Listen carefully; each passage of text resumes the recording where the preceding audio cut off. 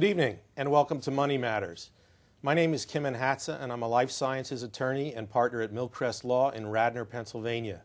Tonight we're continuing our series on life sciences leaders. With me as my co-host this evening is Mike Verrill. Mike is the Director of Business Development at Fesnac & Associates, a top 25 accounting firm here in the Philadelphia region. Among other things, Mike focuses on connecting life sciences companies with the professional resources that they need to develop and grow their businesses. Mike, thanks for being my co-host this evening. Great, thank you, Kim, and glad to be here. Well, I'm glad to have you. We, as you know, have a terrific guest this evening and a rather full agenda, so I think it makes sense for us to get right into the heart of our show. Absolutely, that sounds great. Okay. Before I introduce our special guest, however, I do want to remind our viewers that if you have a question on a life sciences matter that you would like us to answer in a future show, please feel free to send those questions to MoneyMattersTV, 205 East Levering Mill Road, Ballackinwood, Pennsylvania 19004, or alternatively email those questions to moneymatterstv@gmail.com. It's now with great pleasure that I introduce tonight's guest, Jim Datin. Jim is the Executive Vice President and Managing Director at Safeguard Scientifics, a provider of growth capital and operational support for entrepreneurial and innovative emerging and growth stage life sciences and technology companies. Jim leads Safeguard's deal team, which has more than 150 years of collective experience as C-suite executives, venture capitalists, investors, operators, and entrepreneurs. Safeguard targets molecular and point-of-care diagnostics, medical devices, specialty pharmaceuticals, healthcare IT, and a variety of other technology sectors. Prior to Safeguard, Jim held a variety of senior executive positions at Touchpoint Solutions, Dendrite International, GlaxoSmithKline, Isuta Holdings, and Baxter Merck. He currently is a member of the board for Safeguard's partner companies, Novosom and Putney. In addition, he's on the executive board for Celerant Consulting and the Life Science Investment Advisory Committee for Ben Franklin Technology Partners of Pennsylvania, the board for the Hepatitis B Foundation, and he's vice chairman of the board for the University Science Center in Philadelphia. Jim, welcome to the show. Thanks, Kim. What first attracted you to a career in the life sciences industry? Well, I've always had a passion for the sciences, but decided at an early age that medical school was not going to be for me. I've had a grandmother afflicted with Alzheimer's, numerous relatives pass away from heart disease and cancer, so I wanted to find a way to make some small difference in the world. 27 years ago, I started working for a pharmaceutical company. I had no idea the changes that would be taking place in healthcare in terms of innovation or even expenditure, but I knew that healthcare was going to continue to be a growth industry that I wanted to be in. You've held a number of senior executive positions at a very impressive list of companies that I just mentioned a few minutes ago. How did your experiences at those companies prepare you for the transition to and your responsibilities at Safeguard? I've been fortunate in my career to have worked in many different areas of healthcare, including diagnostics, medical device, pharmaceuticals, healthcare IT, and others. I've been involved in over 50 transactions in my career, including ones of mergers and acquisitions, hostile takeovers, bankruptcies, corporate spin-outs, licensing deals, etc. I've had the opportunity to live and work in Canada, Europe, and Asia, and I've seen a lot clearly in those countries. In particular, Asia, at a recent tenure there, a lot of innovation and growth is taking place in these countries as they want to catch up to the United States. However, the United States clearly is the epicenter of innovation and where a lot of new products are coming to the marketplace. Safeguard's business model is a perfect fit for what I've done in the past because at Safeguard we look to hire and attract people who have a lot of operating experience, scars on their back, decades of experience building relationships that ultimately can help our partner companies, as opposed to hiring a lot of kids out of business school that can cite a textbook or a case that they read at one point. Sure. Were there any bumps in the road at all when you made your transition to the venture capital side? You know, it was actually an interesting transition. There's a different nomenclature you have to get used to, and I've been used to doing a lot of transactions and deals from an acquirer standpoint or selling companies, but this is more of a long-term partnership. Typically, we're putting capital to work in companies that we're going to be working very closely with for the next 5 years. So you want to make sure you establish relationships and get on the same page with management early on. But I think a lot of the management teams that we've approached really value that operational experience and someone that can help them and provide resources to them. With so much innovation going on out there, talk about what Safeguard's looking for in these companies. I mean, obviously you can't invest in everything. What helps you hone in on a particular company as a good investment? You know, it's a great question, Mike. When I look at last year, we at Safeguard looked at over 1,000 different companies. Wow. Think about that. That's about 20 business plans coming in every week that we're evaluating. And last year we did 8 transactions.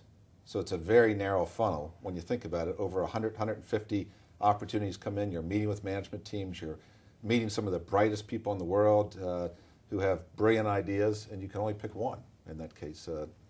100 to 150 you're looking at. So from our perspective, it all starts with management. It has to be a top-tier management team that's been there, done it before, proven entrepreneurs. We want to make sure that the management team has to be augmented. We address that with them up front. We want to make sure that the model can further create valuation enhancement. That's not going to be a stale area. We want to make sure there's momentum. Is there wind at the company's back? Are they growing? Is it a driving force? Or potentially are they going to have some near-term challenges? We also want to make sure that they have moat.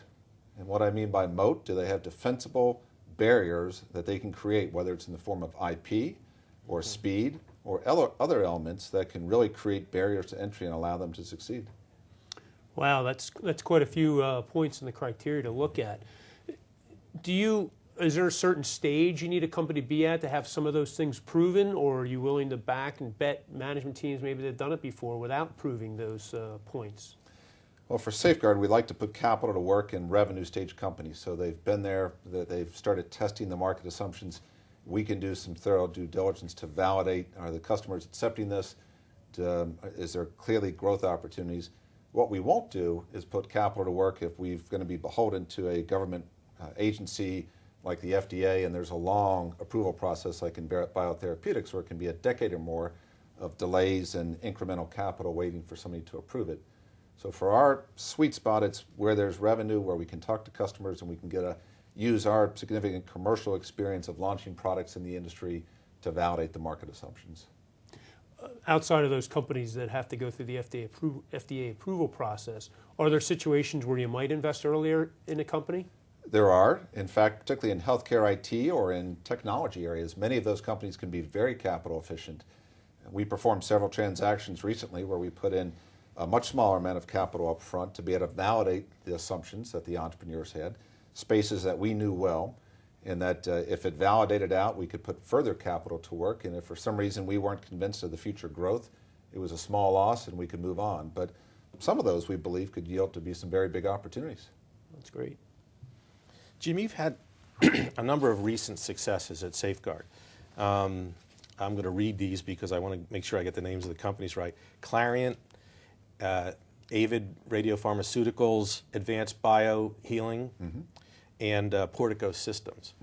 I was wondering if you could describe for our viewers some highlights of the transactions involving one or two of those companies, and in the process if you could focus on what first attracted you to the company, what were the critical factors that led to a successful sale, and if you're at liberty to discuss what kinds of returns that Safeguard got on their investments. Sure. 4 great examples where we made tremendous returns in each of those.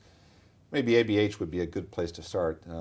Advanced Bio Healing created a product that could treat diabetic foot ulcers, and unfortunately in our country with the epidemic of obesity and diabetes, it led to a flurry of amputations where people could not treat the disease.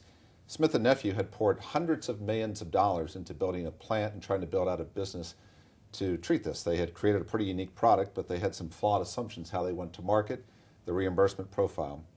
So we and a couple of other venture capitalists had an opportunity to pay pennies on the dollar for something that several $100 million had been invested into the business. And we used our expertise to bring in a world-class management team, change the reimbursement profile, change the way that we went to market and promoted it as well. And as a result, advanced biohealing went from virtually zero in revenue to over $150 million 4 years later. Wow. And as a result, Shire Pharmaceuticals acquired advanced biohealing last year for $750 million. So you think about Impressive. that, a product that was failed at Smith & Nephew, it was sold for pennies on the dollar, and 4 years later we're selling it for $750 million. And by the way, I might add that it was due to go public that day. 2 large banks had been hired by Advanced Biohealing, and Shire paid a 25% premium to what had been the midpoint of the IPO. Safeguard played a very active role in that in a couple different areas. One, over 20% of the potential shareholders that were going to be investing in Advanced Biohealing, the public offering, were Safeguard shareholders that we had brought to the table there. Secondly, we had made the introduction, not the banker, to Shire Pharmaceuticals, and let the executive team there know, where we have relationships, that the tremendous asset and the upside here, along with other strategics. So we facilitated the sale, we worked with management to make it work, and as a result, we brought back our $10 million initial capital deployment, brought back over $140 million, or a 14x cash-on-cash return in just over 4 years. Wow. That's one example. I can certainly share others if If you want to pick one more, that's fine. That's fine. I'll share another quick one. So Clariant is an interesting example. Safeguard invested in Clariant in the 1990s, and it was a very different model. It was called Chromovision back then. It was kind of a spin-out for Star Wars, some of the technology applications for microscopes. It was flawed. The company never really took off.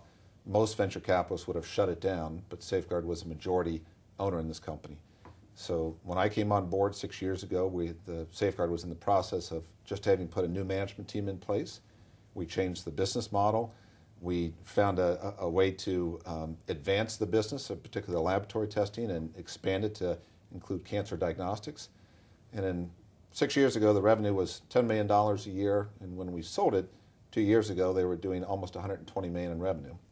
General Electric paid over $580 million for that business, which produced over $200 million returned back to Safeguard, which was one of our highest returns brought back in any time period. So you think about it, a nearly bankrupt company 6 years ago, and 5 years later we're selling it for $580 million to General Electric. I think what's impressive about the 2 examples you gave is that it's clear that Safeguard's bringing much more than just capital to the equation. There's a lot of other things that you're doing that are really enhancing the value of the companies and enabling you to sell them for the return that you were able to get. Kim, and that's a great point. That's what really differentiates us from other capital providers. As I mentioned, most of us have significant operational experience. We can leverage the mistakes that we've made in the past and scars on our back to be a partner with entrepreneurs and hopefully have them avoid some pitfalls.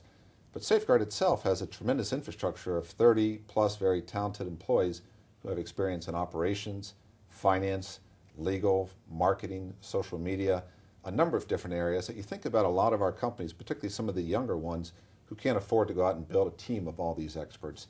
The cost, the time frame, the distraction. A lot of these companies come to Safeguard because they see the successes that we've had.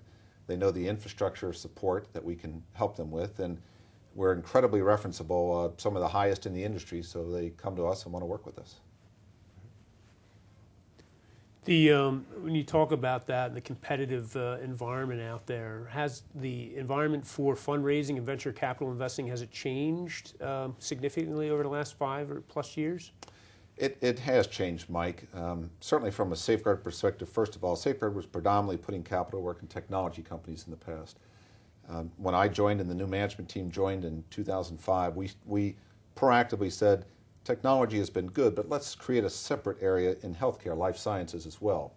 From our data and research, we found the two to be counter-cyclical. So when the bubble was up in the late 90s, healthcare was out of favor. When it crashed, healthcare became a safe place to put capital work, and it was always a growth area.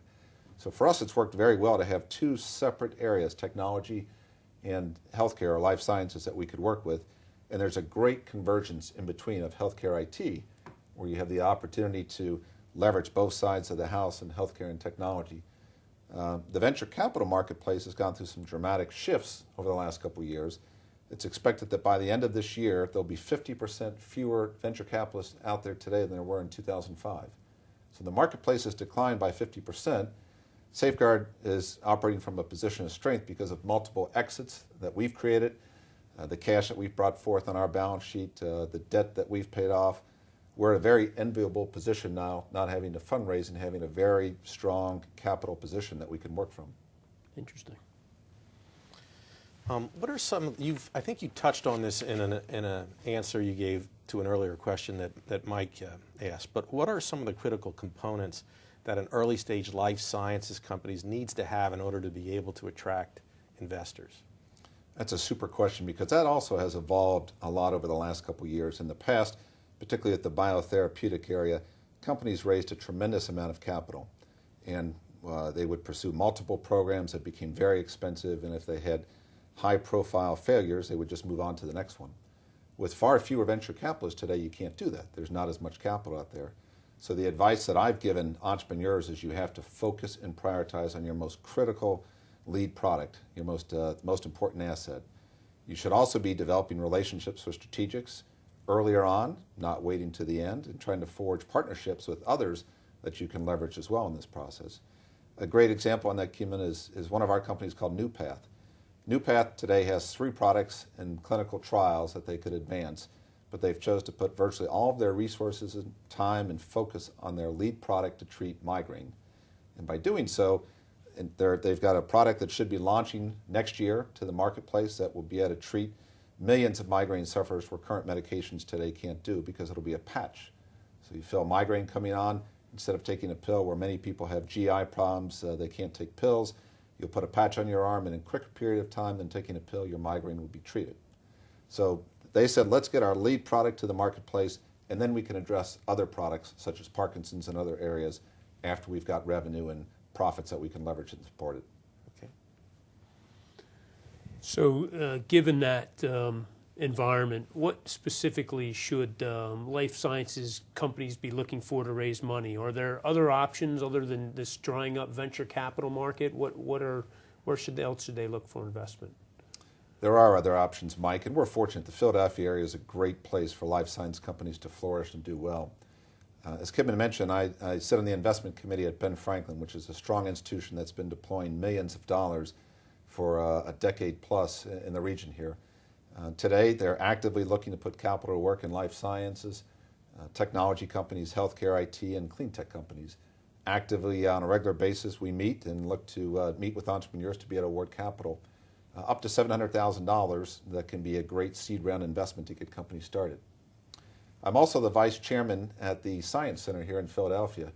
Science Center is a tremendous place where you can get entrepreneurs together, bright people who can learn from each other in a very cost-effective environment where they can have an opportunity to gain capital, work with other talented people. One of the best examples I can think of is Abbott Radiopharmaceuticals, a former Safeguard company until we sold it to Eli Lilly recently. Abbott started at the Science Center by Dr. Dan Skavronsky. Dan decided that he wanted to get resources and a talented workforce in Philadelphia, and he couldn't find that in the suburbs or in other areas, so he based it downtown at the Science Center. Tremendous pool of talent, people that he could pull from.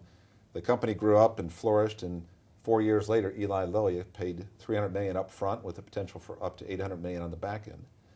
Eli Lilly was so impressed with Abbott and the capabilities not only of the Science Center but the Philadelphia region that as opposed to just buying the company, moving everything to Indianapolis, letting most of the people go, they've said, Abbott, we want to keep you here, and we're going to see if we can't take more space here as well to expand our footprint in Philadelphia. So here at Eli Lilly in Indianapolis that has a track record of buying companies, consolidating them, moving them back, said, we're going to base part of our operation here in Philadelphia. There's other opportunities as well. Typically, Philadelphia has a very active angel investors here, a number of angels that will put capital to work. And as a reminder, angels typically will invest up to $1 million. There's a lot of angel associations here that are great. Delaware Valley Crossing is certainly one that I know of that's actively putting capital to work. There's others in the region that are actively looking for life science deals. We have 6 or 7 life science venture capital firms in the region that typically will put anywhere from $1 million to $20 million to work per company. And then there's several large private equity firms all up and down the East Coast, and many of these folks are in Philadelphia on a regular basis looking for high growth companies that they could put 25 to hundreds of millions to work in. Great. Just staying on that point for a second, are there anything else that angel investors or some of the other investors in the area can bring to the table beyond just the capital? I mean, is there a mentoring component for early stage companies or things like that? There is, Kim, and in fact there's an organization that we've interacted with called Dream It Ventures, where there's an opportunity for companies to not only get capital but to work with other entrepreneurs so they can be mentored. You see a lot of organizations these days trying to replicate the Safeguard model, where it's not just write you a check and good luck, you'll be on your way. The chance of success is much greater if you can surround yourself with talented entrepreneurs and mentors, as you'd find at the Science Center, places like Safeguard, and some of the angel organizations are trying to augment that they can have former executives who are now angel investors that can play mentor to a lot of these companies. I think these last two questions sort of segues into to my next one, which I like to ask our guests. What are, if you can talk a little bit about the biggest challenges and perhaps the biggest opportunities for the Philadelphia area in terms of sustaining a vibrant life sciences community? Well, the life science community in Philadelphia has done well and thrived over the years. In fact, by most reports, in the top 3 to 5 in the country. The Milken report 2 years back ranked it as the #1 place in all the United States for life science opportunities and future growth.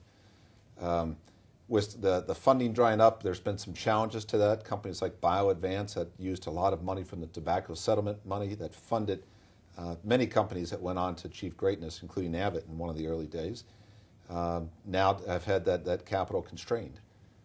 With the cutbacks at the state level, a lot of companies like Ben Franklin are not receiving nearly as much capital. They're not able to put that to work, which is a shame because these organizations have created thousands of jobs through hundreds of companies and produced great return that's made Philadelphia be such an epicenter for a lot of life science opportunities.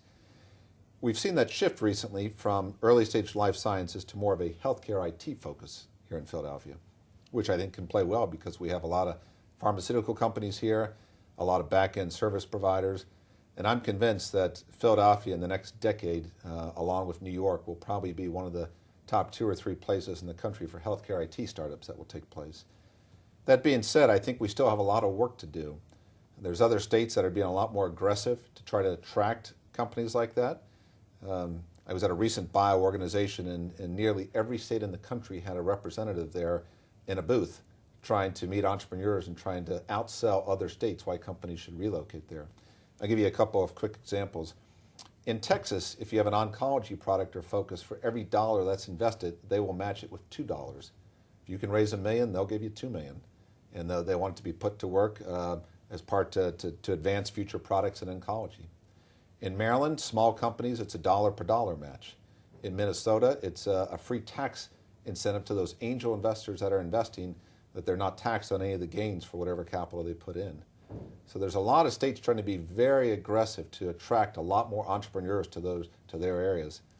I sit on the Life Science Advisory Board for the state of Pennsylvania, and we're actively meeting at this point to think, what can Pennsylvania do to be more competitive out there? And clearly a lot of it starts with some tax codes.